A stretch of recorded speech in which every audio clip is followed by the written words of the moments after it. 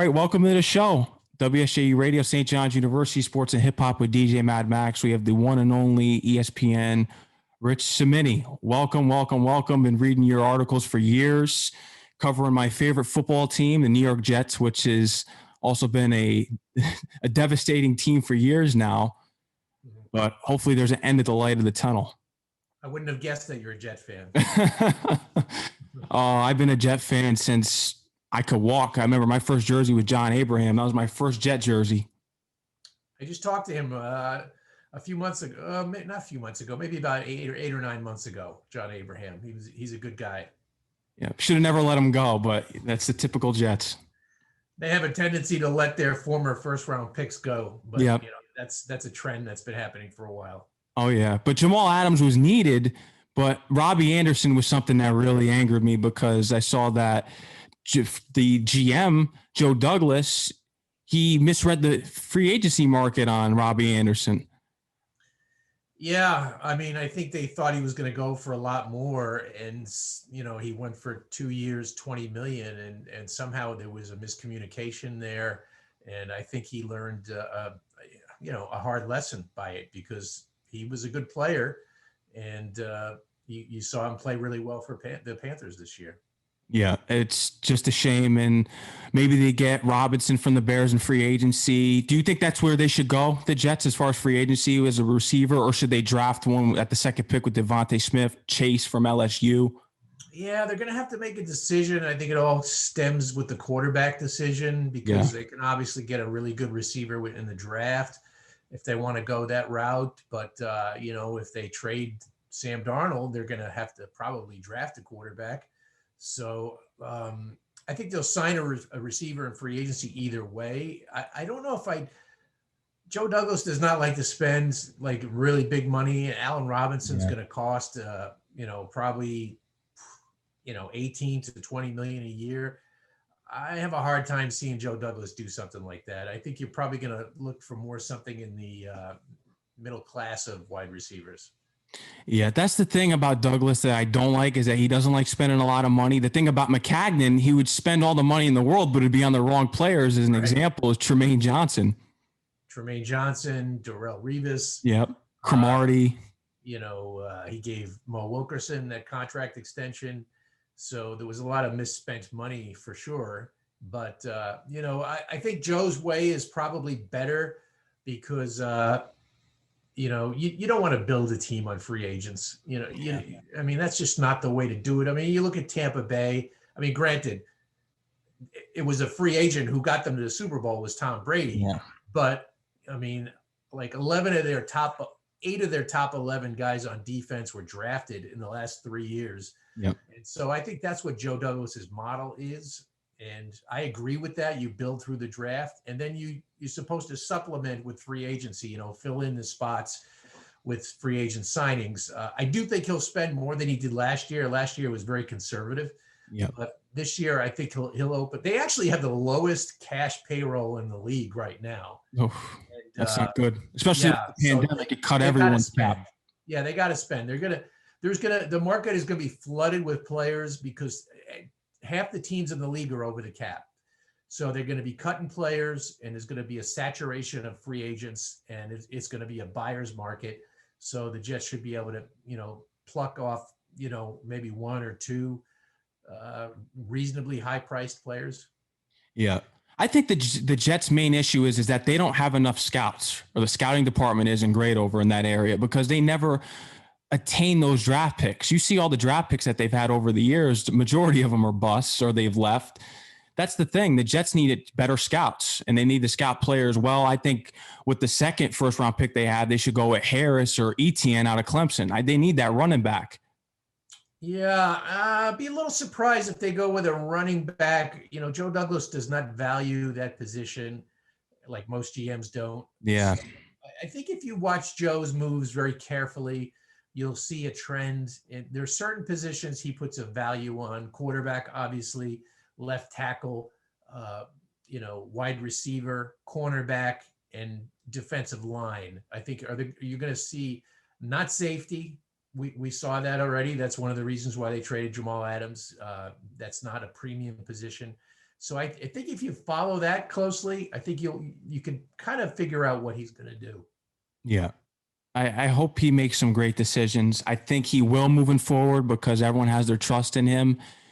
Realistically, next season, do you see Sam Darnold being the starting quarterback of this football team? Because I haven't been a fan since we drafted him. I was a big Baker Mayfield guy. I wanted them to trade up for him. Everyone said that I was nuts, but look what he's done for Cleveland over there. I was not a big fan of Sam. Do you see him being the starting quarterback next season for the Jets? Yeah, it's really hard to say. I mean, I go back and forth on that. The fact that they're listening to inquiries right now suggests to me that probably not. Thank the Lord. When a team is listening, where there's smoke, there's fire. Yeah. And if they're listening, they're obviously not sold on him because we've asked them numerous times publicly, and they've not committed to him. So when a team doesn't commit to a guy like that, then something's up. Yeah. So I think they're doing their homework and seeing if there's anything better out there. And I was a Sam fan when they drafted him. I thought it was a good pick. I thought it was a good trade, and it hasn't worked out for a lot of reasons. We could talk all night about the reasons. I still think he has talent. I think he's probably better off in a different situation. But it's hard to say right now. I'd probably lean a little more towards him being replaced than staying right now. Yeah. I think we should move on. It's best because I gave him benefit of the doubt as I do every quarterback that comes into this organization, except for Christian Hackenberg, and thank God he's gone.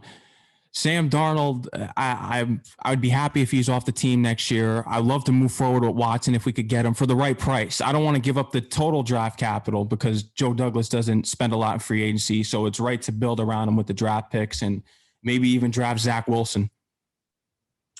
Yeah, the Deshaun thing is going to be interesting. I don't think anything's going to happen until the week of the draft. That'll be a pressure point. And then you're going to see what Houston's really thinking. They're telling everyone they're not trading him right now. I really don't think he's going to end up with the Jets. I'd be really, really surprised if that happened. And it's not because of him not wanting the Jets. I just don't think Joe Douglas is going to give up the store. Yeah. 3 first-round picks and a couple of good defensive players, for one player. And so that's why I've felt that way from the beginning. It's just not a Joe Douglas kind of move, Yeah. And I think if they trade Sam, it's because they really, really like one of the quarterbacks in the draft. That would be the reason they trade him. Multiple teams are contacting the Jets over Sam, and hopefully they ship him out and get some draft capital back. I heard that they could get second round picks for him, a late first rounder. So let's see what they do in the upcoming week, especially near the draft. I think they should trade him, get some draft capital back, and then just move forward. It's time to move forward. He brought a new coach in here now. Let's see how things move forward with this team. But I brought you on to not only talk about the Jets. Everyone wants you on to talk about the Jets, of course, but for people to learn more about you, going to Syracuse University, getting a degree in journalism, and you also teach sports journalism at Syracuse. Just get into all that, your journey throughout college and becoming a journalist and teaching sports journalism at Syracuse. Yeah, that just started 3 years ago, the teaching part. So it's fun. It's a spring class. It doesn't even start till April. It's a 1-credit class. Mm-hmm. So looking forward to doing that. Had to do it virtually last year, which kind of sucked, but hopefully this year we can do it in person and I'll get a chance to go up there. I've had some great students. I still keep in touch with a lot of students.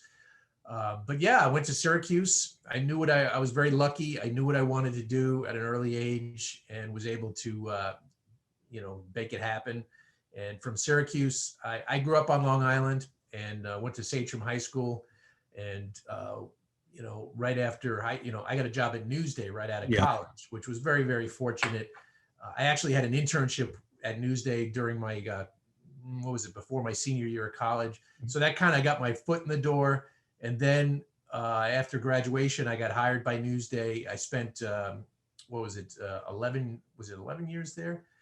Yeah, 11 years at Newsday. And I was very happy, never wanted to leave. I grew up reading the paper, and then I got an offer to work at the Daily News, which was, I took the offer and I worked there for 14 years. And never really wanted to leave. I was very happy there, but then ESPN came along and made an offer that I really couldn't refuse, as they said. The Godfather.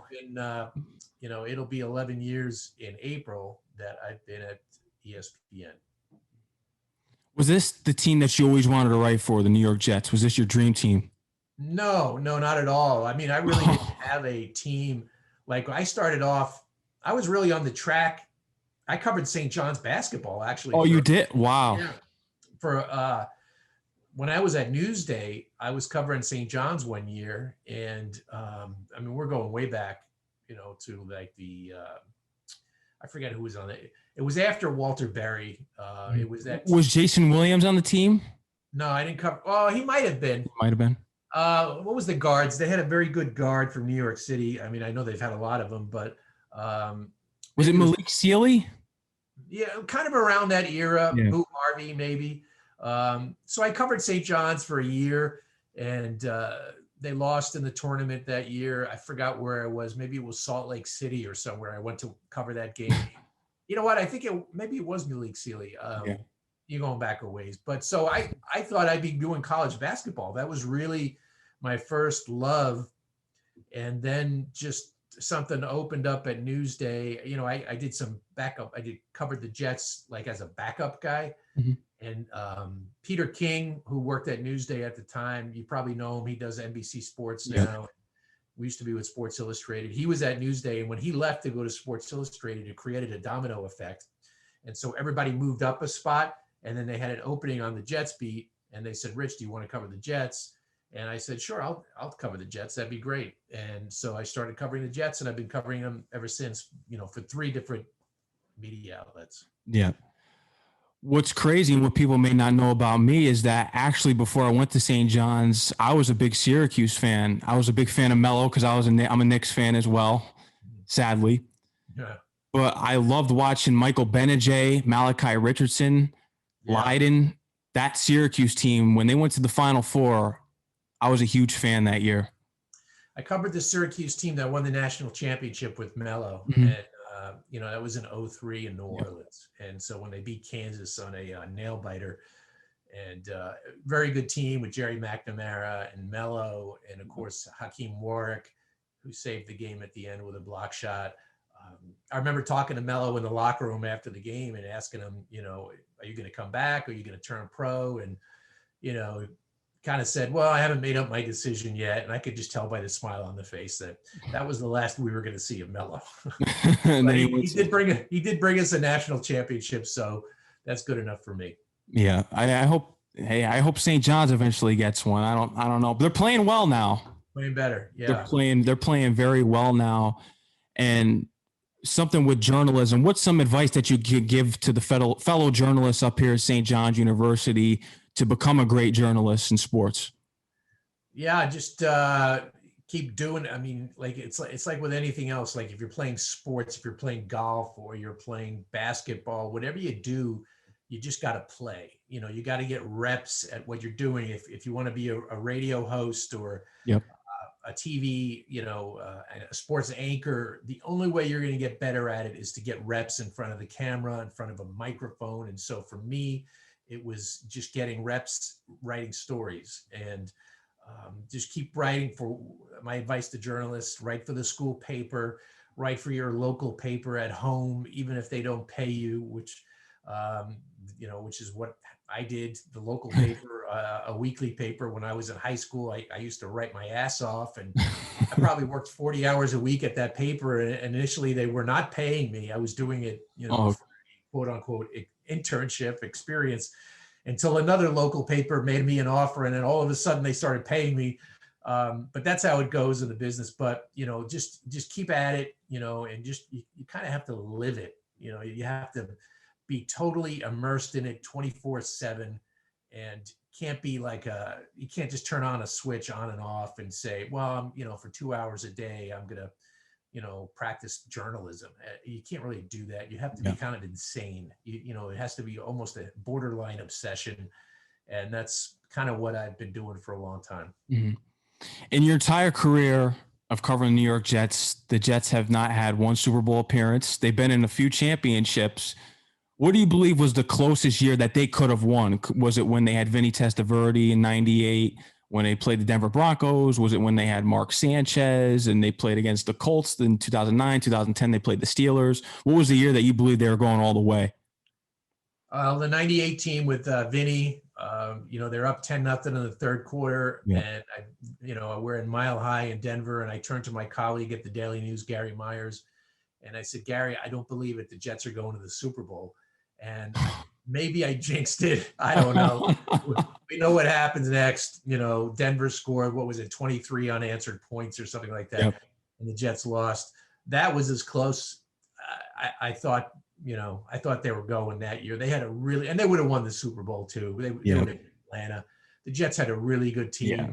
They were really well coached. I mean, their coaching staff was like a who's who of coaches, and Parcells, and that the look on Parcells is after the game. I talked to him in the locker room after that game. And I mean, he was almost so shell-shocked by that loss. I mean, he was having a hard time even like forming words. He was just so devastated by it.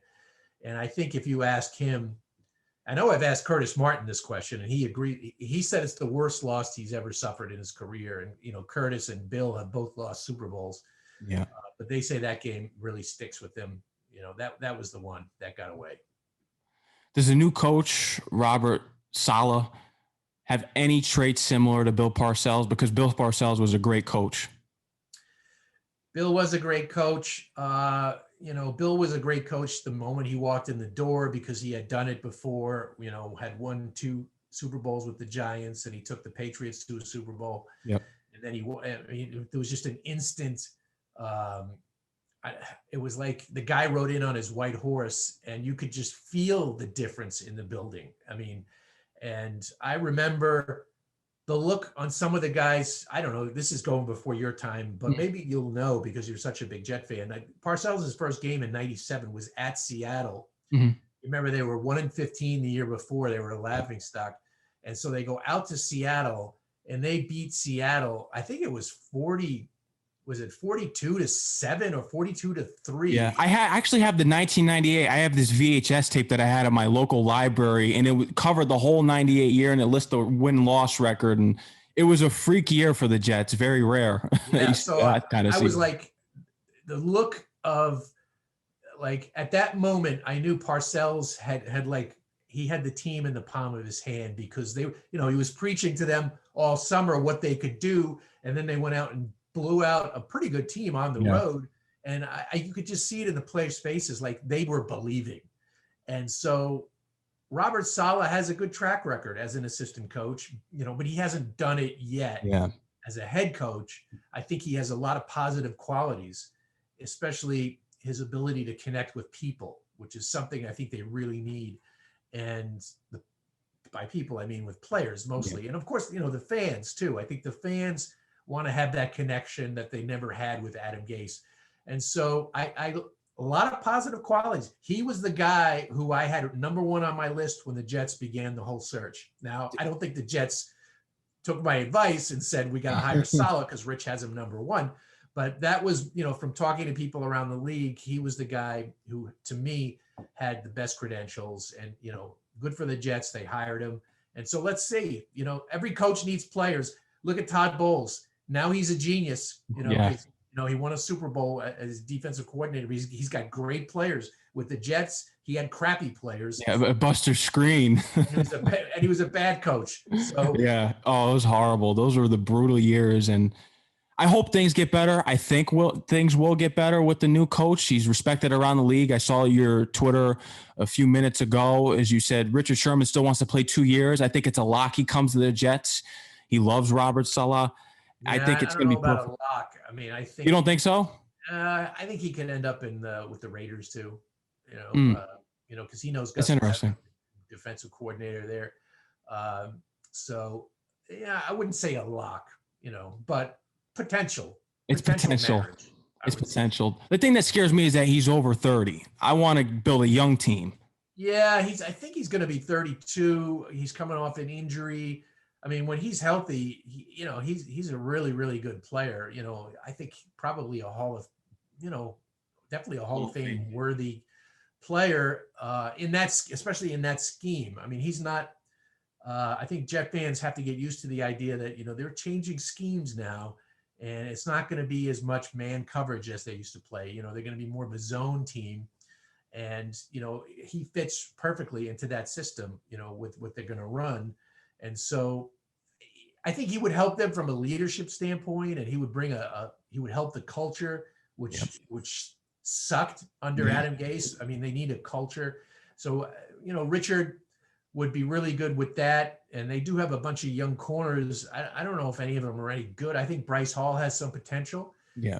Other than that, I'm not, I don't think the Jets are sold on any of those guys. So I think they'll draft one pretty high. So, Richard would be at the right price. I would do it, but it's not my money. Yeah. There's so many holes to fill with the New York Jets. It'll probably take 2 years until they're in the playoffs. And I like to see that again. The last time I saw the Jets in the playoffs, I was in middle school, 10 years old. And it's been a long time. Long time ago. Really, it's the longest playoff drought in the league, as you know, right? Yeah, right now. And who knows how long it can go on for. I don't think it will with the new coach now, but we'll see. Rich Cimini, I want to thank you for coming on the show. Is there anything else that you would love to tell to the audience and the people up here at St. John's University? No, I've been on the St. John's campus a couple of times speaking to a friend of mine teaches a sports marketing class, sports management class. Mm-hmm. And I've spoken to a couple of classes. I think I might be doing it this year again. Mm-hmm. I'm not sure. So I've been on the campus, love heading out to St. John's. It's a beautiful campus, and feel like a good vibe when I go there. It's been years since I watched a basketball game there. Yeah. Who knows when we'll ever be allowed back in the gym. Yeah. But no, I wish you the best of luck, and thanks for having me on the show. No problem. We'd love to have you back here. And a last question, actually. I know Syracuse is your alma mater. Would you ever teach a sports journalism class at St. John's if you had the opportunity? It would be hard to do too. I mean, it's my first allegiance is to Syracuse. Yeah, of course.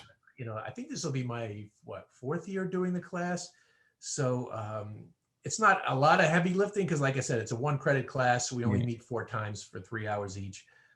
But it is a lot of work because you have to grade all the papers. That's end up putting a lot of time in. So I don't know if I could do it simultaneously. That would be really hard. I'd be very confused on which students go where. But I love teaching, and especially young students. So who knows? Someday, you never know. You never know. Rich Cimini, again, I want to thank you for coming on the show. Take care. Stay safe. Let's see what the Jets do. Hopefully we're on the right track. All right. Thanks for having me, Max. Good luck with your show. Thank you, man.